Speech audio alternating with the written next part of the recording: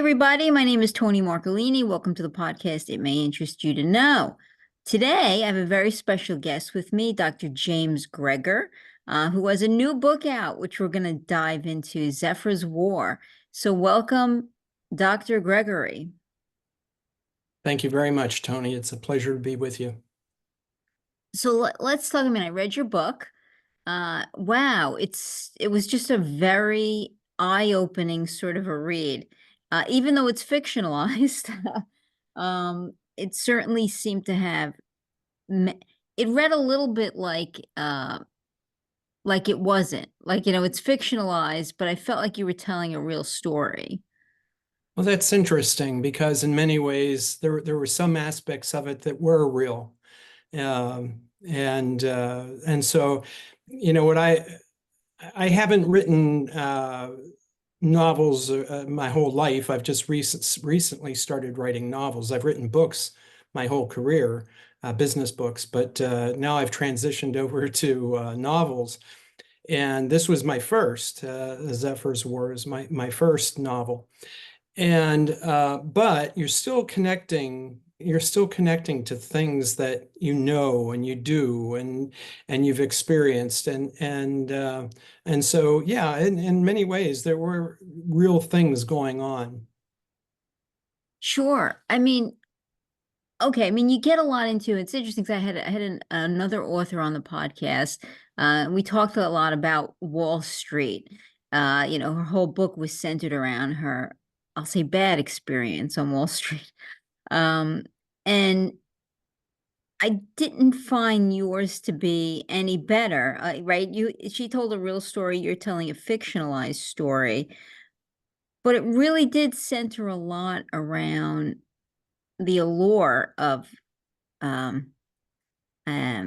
guess the right word is that it's sort of the allure of that money, Wall Street, fast-paced lifestyle. That's interesting. It certainly focuses on the what I call the leverage that is available with regard to the image of a company. That's what I spent my career doing is building the corporate brands of many large corporations. And one of the things that I learned is that I developed something called the Corporate Brand Index.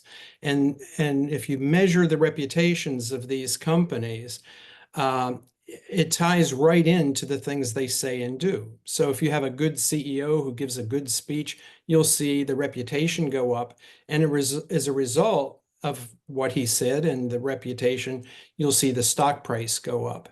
And or the opposite. If they do something silly, you'll see the reputation go down and eventually the stock price. And sometimes the stock price will go down very quickly. But it's something that you can build over time, your overall corporate reputation. Well, that's something I really know and understand and spent my whole career around it, doing that and helping companies to build that. And most companies kind of don't want to talk about it. They don't want to talk about their reputation. They would like to improve their reputation, but not necessarily talk about it.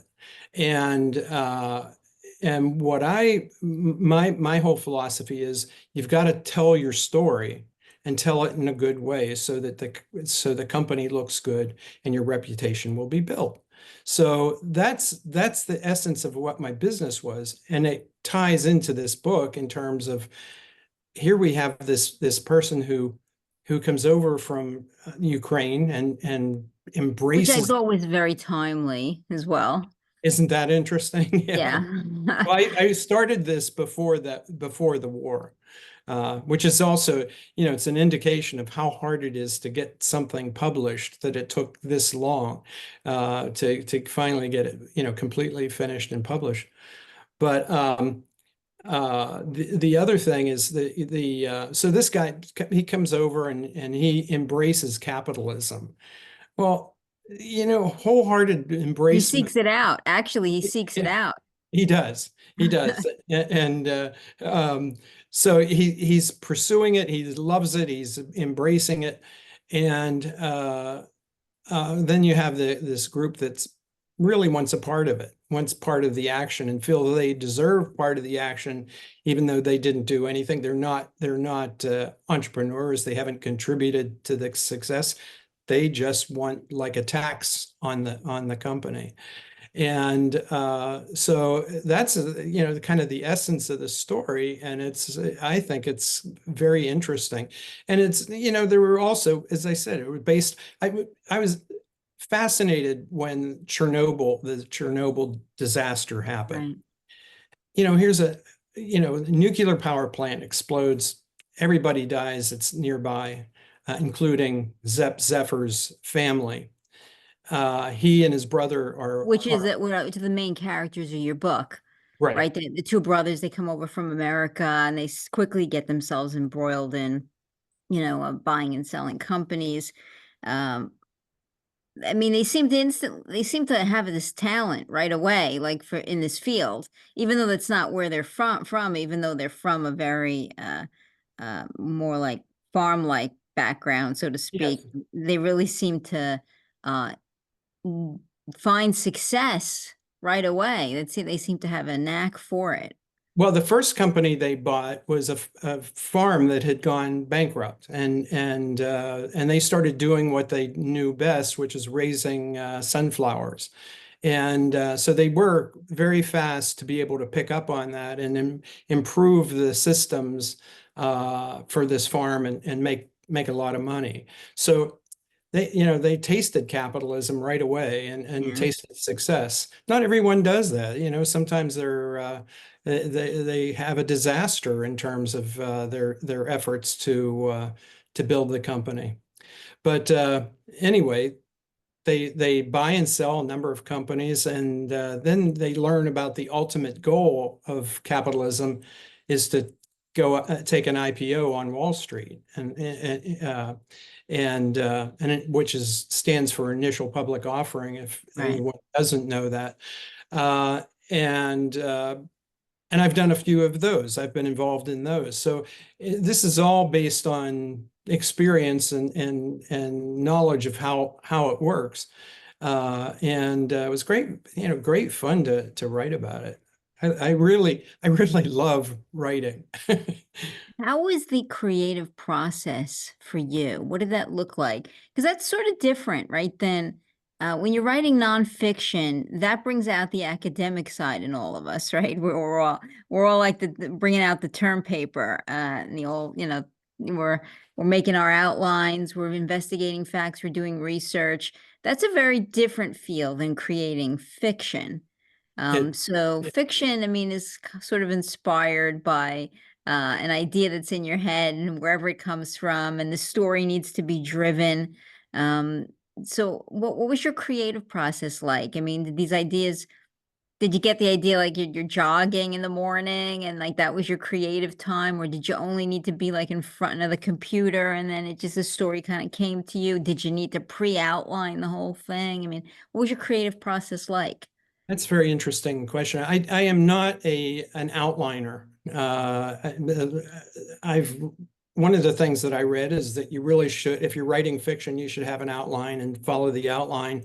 I think And everyone's different. I can't do that. It's very boring when that happens. And what I write is one sentence followed by another sentence.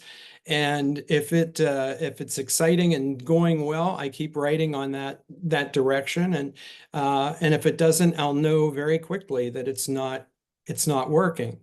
And it is totally different than academic writing or business writing. Interestingly, I had this business in New York I owned for 40 years, and I sold it. I wrote a book about it called Small Fortunes. My wife and I ran that business, and when we sold it in 2013, I went back to school and got my doctorate in order to better understand facts and figures so that when I talked about them, I had some authority other than my personal knowledge and experience with them. Well, it had the unintended consequences where I was so tired of writing academic stuff and business stuff that I really just decided, hey, I'm going to give a shot to novel writing and to creative, purely creative writing. And I had so much fun doing that. I just, and once I did, I really can't go back. Well, it's always fun to be able to create, like, because I'll say this, like, there's good guys and bad guys, right, in this. Like every good novel has, right? The protagonist is always faced with um obstacles, I'll say, Yeah. in the form of, somebody who wants something different than the protagonist. So you definitely have that. Although there comes a point in time where I'm not sure how good your good guy is, right? Like your protagonist is suddenly not the guy in the shiny white suit, right? He definitely gets. I'm gonna use this word probably lightly because I don't. He's not a bad person, but he corruption definitely is an allure for him at some point. Ambition is definitely high up there. I mean, he gets seduced. Maybe that's a better word. Seduced. Oh, yeah. Um, yeah, by Wall Street and sort of the corruption of all that could can stand for. Certainly, I'm not knocking all of Wall Street. I mean, again, it has its place in our society. But for some, it can be, I think, an alluring drug that completely changes who they are as people. Uh, as what does money in many instances, right? You start off with somebody who's one way, and money completely changes the very fiber of who they are as people. Which I mean, we could sit and do an entire analysis on in and of itself, but I do think your good guy, your protagonist, that's part of his story, isn't it? Like that he gets seduced. Well, yeah, he's not a pure, clean person. I mean, at all, not at all. He's got a nasty side, and Yeah. whole family is nasty. His personal family, his daughter, his son, they're in the business, and they're not particularly pleasant people.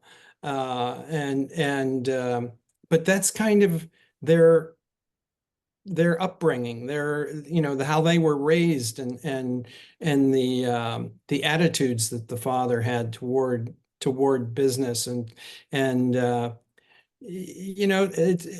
don't have to be really nice. They're they've got a streak in them for sure. Yeah, so it was interesting because the oftentimes the bad guys, the characters, flawed characters, I'll say this, flawed characters can be the most interesting to read about. From what I've heard from many authors agreeing with this, they're also the most interesting to write about. Was that Yeah. true for you? Yes. Yeah. I mean, they're definitely the good guys in the story, but they are definitely flawed, each of them. Um, I think the only one that wasn't was Ziggy, the brother. Yeah, he just did everything right, but ended up, getting hurt anyway. Yeah, I mean it's always hard to talk about the books without spoiling, and and Yeah, I hate to spoil on people, so I try not to get into too much of the details.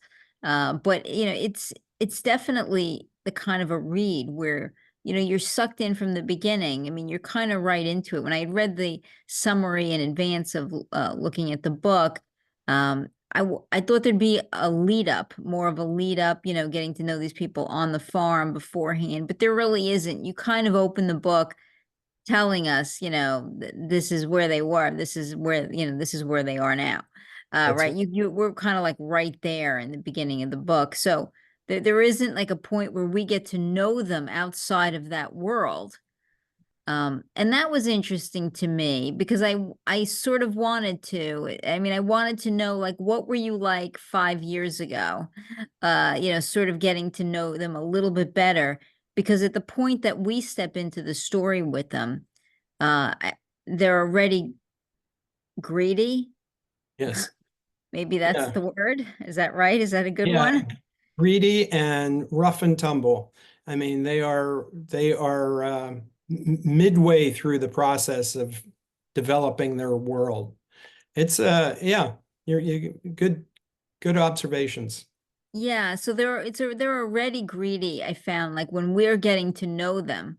Um, and so I'll say that I was interested enough in these characters to want to know, were you always this way? Like, did this happen recently to you? Like, to know what brought them to that point was made me wonder, made me think while I was reading the book. But I agree, you're very topical. Your characters are sucked into this, of course, situation where I guess you could say the Russian sort of bad guys, are looking to take from them. They're not at all receptive. Uh, Really, it's sort of like a battle, and I don't want to say a battle of wits, but sort of what it is. Who's going to win? Who's going to outsmart the other side?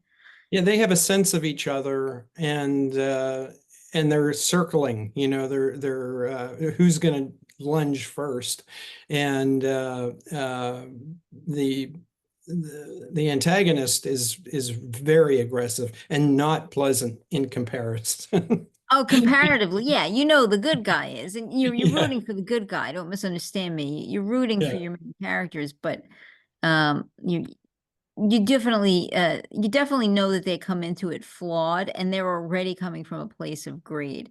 And I felt like I knew they were going to learn something, right? That's what it was, a driving force for me throughout the story. I felt that. I said they're going to come out of this intellectually heightened by this experience. Like, I knew like that it would change them, and it ultimately does, right? yeah. But you see that transformation happen. You said you wrote this book before, though, the invasion of Russia into Ukraine. Um, that's what made you interested in Ukraine. Most of the rest of us, only became interested in Ukraine after the war started.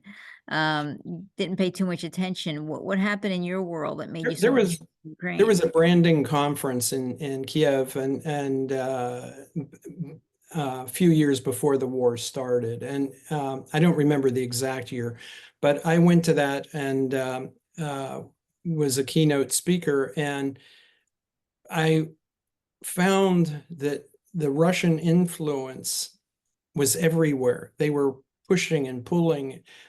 In the streets, there were demonstrations. There were media people at this conference wanting to interview me, which was fine. I was there ready to be interviewed, but my handlers in Ukraine didn't want them to interview me. And so, I was in the middle between this major argument between two members of the press, one from Russia and one from Ukraine. I found that to be absolutely fascinating. That's never happened in my life, and here we are. They're thinking this is just a regular old business conference that I've done 1,000 times, but it wasn't. And I realized then that there would probably be a war. I mean, I had a sense of it. It wasn't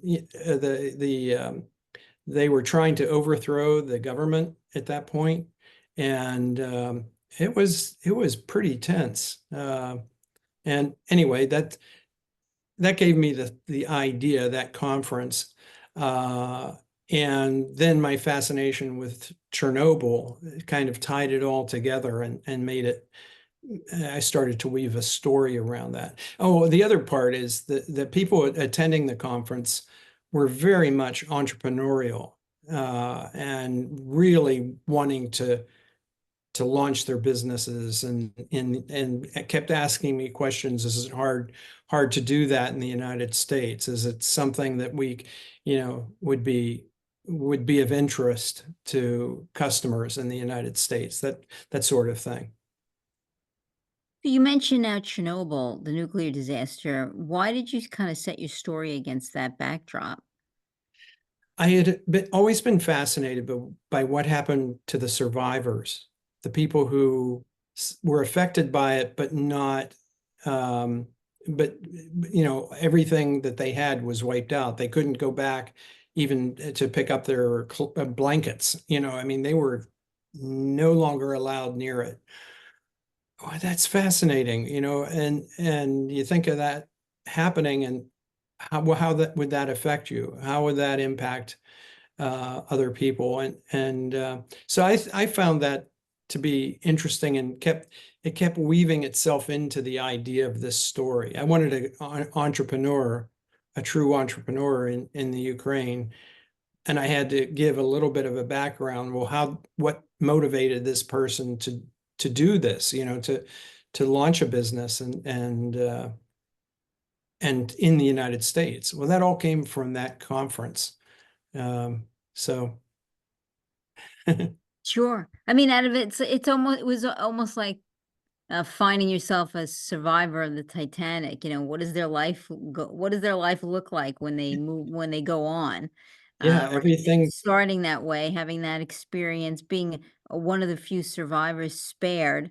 What kind of life do you live after that? Which made like the Titanic so interesting. And you have embers of that here, right? Yeah. So you survive something that few did, and what happened to many survivors, I think can be a series unto itself, right? To how it influenced or impacted their lives or what became of them or their health, even moving forward. So I thought that was a really interesting choice, and I was curious as to because you don't see many stories that you see a lot of Titanic, you don't see a lot of survivors of this and what became of them. Hmm. Yeah, I agree. It's and there are even people who don't know what Chernobyl is. I mean that it's starting to fade from memory. Mm. Uh, and I found that to be interesting as well. Um, Yeah, wow. I guess you don't really think about that. But there are and the other day I was talking to someone substantially younger than me, and I mentioned the show MASH, and she looked me and straight in the eye and said, "What's that?" I was like, my the God. the show MASH?" I was like, "Alan Alda," and Trapper John, like, and it's just like, like Wow. it's like never heard of it. So then you realize, wow, I guess I'm getting old. But these things that seem so mainstream and of significant importance to me, a lot of the younger generation doesn't even know what you're talking about. Right. Yes, but that's still I thought that was interesting as a sort of a backdrop for your characters. You don't see a lot of books, that have characters with that kind of a background. And then come into Wall Street. I mean, Wall Street is just a wow. It's just like a plethora of stories you could tell, right? There's so much happening there. And I thought you did a really nice job with what that looks like. I felt your experience, Ah, right, good. emanating from the book, right? I felt it because it wasn't theoretical or researched the way things sometimes are, right? Sometimes people was like, I want to write about a character who lived in the 20s, right? And they do a ton of research, and I think I've got everything right. I've looked at newspapers, but there's still, I'm sure, if he was somebody who lived in the 20s, is going to tell me, yeah, but like it still was like a little bit different. And I think that's true. People write characters that come from Wall Street, movies that come from Wall Street that have absolutely no background there. And I felt the experience coming through. I felt the realness being weaved in, that this was a story that somebody had some knowledge about. So I Well, that's kudos for good, good, good. Two thumbs up. that. Again, you do, right? You have a lot of Yeah, experience yeah. with that. Yeah. And what made you want to write about that as opposed to because you've had so many experiences in life? Well, the other books that I've written, like Small Fortunes, talks a lot about it. That's the story of my business. My wife and I ran this business for 40 years, how I met her, how we committed to work together, how we built a business and a reputation and became globally known for this concept called corporate branding. And Well, that's a how Hallmark story in and of itself, right? You met, you fell in love, you absolutely. started a business. Yeah. Yeah, I mean, it's a neat story. It's also a Amazon bestseller. Here it is. Uh, Wow. and it was #1 in romance anthologies and business life, business #1 in management and leadership, #1 in motivational management, which is very unusual, I think, crossing those categories. And uh, it is really well liked. That came out about a year ago, uh, and To uh, check that out. and it's really a fun read. The it and it's an interesting read from the perspective of working with your spouse. Working with somebody who you're with 24 hours a day, 7 days a week. How do you do that? And the give and take, the back and forth, and staying focused on the goal as you do that. So that was fun. Uh, and so Well, that's not in the um, novella category. It's true life, but it's also fiction. I changed the names to protect the innocent. good. And Well, and I mean, this book is a fast-paced read. yeah, I mean, I felt like, I blinked and I was done. I mean, it was just once you started reading, you were curious to, well, what happens? What does he do? What happens next? What's going on here? And I found like I just rolled right through it. So it's definitely a fast-paced read. It is a novella, which I enjoy. Uh, the longer novels are great too. I love everything. I read everything.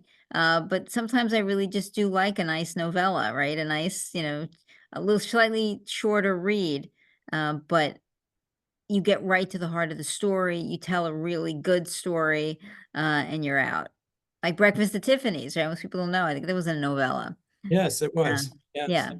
Yeah, and sometimes it's great just to zero in on one portion of a story, and get right through it. It's definitely a fast-paced, easy read with uh interesting characters that will keep your attention from beginning to end. And it's got the overlaps, with Wall Street, uh, with if you are interested in foreign politics, I mean, these characters certainly do come from Ukraine, have their background there. There's the Chernobyl references, which I think gives you a little bit of history. It sort of blended everything together to tell this very unique story of these brothers. Yeah. Yeah, it's a good book. It's a good story. Thank you. I've got another one coming out in December. Tell Uh, me, what's on the horizon for you? Killer app, and it's about artificial intelligence. And the little subhead is artificial intelligence was a godsend until it took over his life. And this is our artificial intelligence made easy. That's the app, and called Amy for short. And she learns everything. It's your worst nightmare about artificial intelligence, and Wow. worst nightmare come to life. So I'll send you a copy of that, and Please do. Please come back and talk to me about the new book once it's out. I would love to. I would absolutely love to. Yeah, that sounds pretty interesting. Artificial intelligence is all the rage.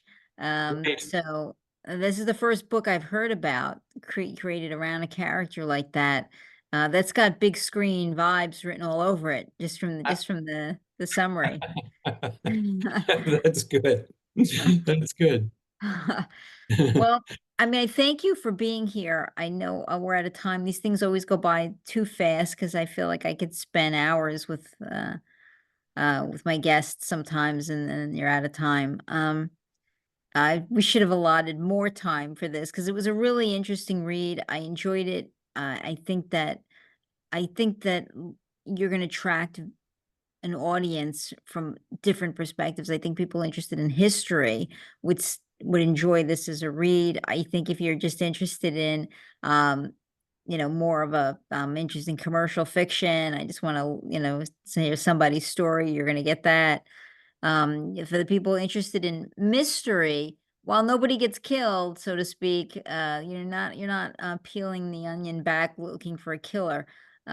There is certain amount of mystery in that. I feel like how is he going to navigate this? Zeph, how's he going to navigate it? And who's going to be left standing? Right? And like Right. just that whole, if you're interested in the culture of Wall Street, I thought that was really on display. Your background comes out. If you're interested, someone interested in the culture of Wall Street and having a character take you through it, that's there too. So I think you bring in from a lot of different genres. We're going to enjoy this book. It's a good book. Oh, thank you, Tony Ann. Appreciate your insights.